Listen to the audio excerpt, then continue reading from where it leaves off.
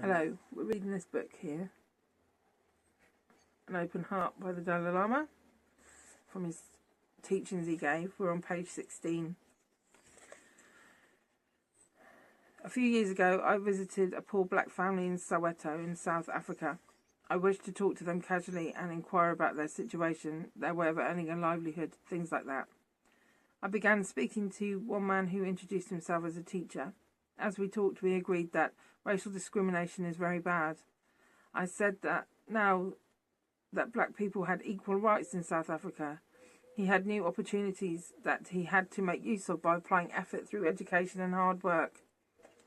He had to develop true equality. The teacher quietly responded with great sadness that he believed the black African brain to be inferior. He said, "We can't match white people." That's oppression, isn't it? Years of oppression. I was shocked and very saddened that that kind of mental attitude exists, and there is no way of transforming society. You can't blame him. Impossible. And so I argued with him. I said, "My own experience and that of my people has not been too different from yours. If we Tibetans have the opportunity, we can develop a very successful human community. We have been refugees in India for the past 40 years and have become the most successful refugee community there." I told him we are equal.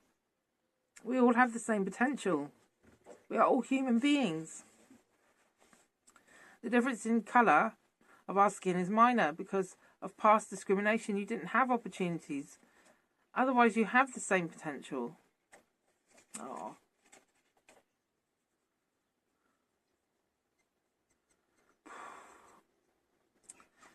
At last, with tears in his eyes, in a whisper, he responded, "Now I feel we are the same. We are the same in being humans. We have the same potential." Oh, sorry. Oh, awful. I felt a great relief from my sad discomfort. I felt like I had made a small contribution in transforming one individual's mind, and that I had helped him develop self-confidence, which is the basis of a bright future. Ooh. Oh. Small interactions with people where you have confidence in them, you genuinely believe that they're good people, can change the path of anybody. Wow, sorry, I'm a little cry about that. That's blown my mind. Self-confidence is very important. But how do we achieve it? First, we must bear in mind that we are all equal to all human beings and that we have the same capabilities. If we remain pessimistic, thinking that we cannot succeed, then we aren't able to evolve. The thought that we cannot compete with others is the first step towards failure. Oh, Christ. We've got this at the moment. People with self-confidence running the world. Hello, Donald Trump. Hello, Kat. Hello, you coming in? Yes, hello. I remember Hugh Laurie said that you should say yes to an opportunity and then learn about it. Don't just say no because you don't know about it. Like, self-confidence is everything, isn't it? Because if someone like Donald Trump believes that they can be president and can get the backing of other people, then, you know, you can definitely do something awesome. So competition engaged in correctly, truthfully, without harming others, using our own legal rights is the correct way to progress. This great country provides all the opportunities necessary. I think what's really coming to me at the moment is our interdependence. So coronavirus has really brought the interdependence of our countries and the humans physically, but also I've been doing a lot of trying to work out, we're so interdependent on other people's opinions and views. So if we're in a group, in a family that think we're a piece of shit, we really are at a disadvantage. we're at a disadvantage, because they're just going to keep telling us that we're a piece of shit. So every time we try and move forward, we can't, can we? Because even if we are confident, we're not. We're fighting all of that sort of like internal messaging. So you have to have some utter fucking bulletproof belief in yourself, don't you, to be able to move forward.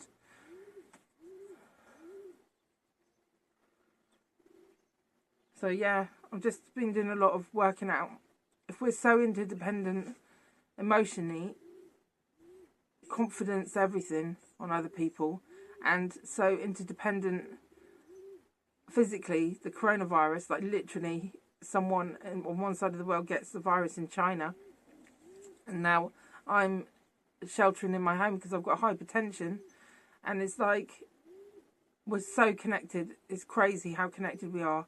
And then it reminds me of all those hippies, like the whole Gaia thing, how the web, the spiritual web, like we really connected, like on a energy, like on the whole. It's beginning to make me wonder whether they had a point.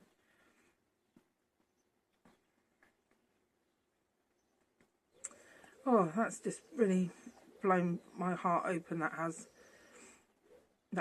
This whole book is really powerful. So where were we? So competition engaged, this great country, but all these opportunities are necessary.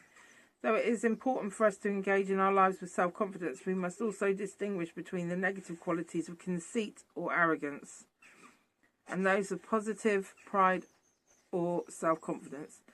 This is also part of training the mind. In my own practice, when I have an arrogant feeling, oh, I'm somehow special, I say to myself, is it true that I'm a human being and a Buddhist monk? It is true that I am a human being and a Buddhist monk. I thereby have a great opportunity to practice the spiritual path leading to Buddhahood. I then compare myself to a small insect in front of me, and I think, this little insect is very weak with no capacity to think about philosophical matters. It has no ability to develop altruism. In spite of the opportunity I have, I behave in this stupid way. If I judge myself from this point of view, the insect is definitely more honest and sincere than I am. Sometimes when I meet someone and feel that I am a little better than this person, I look for some positive quality of the person. He may have a nice hair, that I then think I am now bold. So from this point of view, this person is much better than I am. We can always find some quality in someone else where we are outshone. This mental habit helps in countering our pride or arrogance. Sometimes we feel hopeless and we become demoralised, thinking we are unable to do something. In such a situation, we should recall the opportunity and potential we have to be successful. Sometimes you can't even see that though, can you? This is why Buddhism is not a mental health panacea. It's just awesome on so many profound levels, but it is not. You cannot use Buddhism as some kind of plaster for mental health issues. You can work with Buddhism alongside your mental health issues, but you cannot. Because you just take one little plaster from Buddhism. Oh, be kind to everybody, and, you know, it's a wonderful thing, blah, blah, blah, be kind. And then, actually, if you've got a mental health issue, it's not always appropriate. That's not always where you should be working from. Sometimes you should be working from self-respect and boundaries and saying no to people. And saying no to people is compassion. So that's how I feel about that.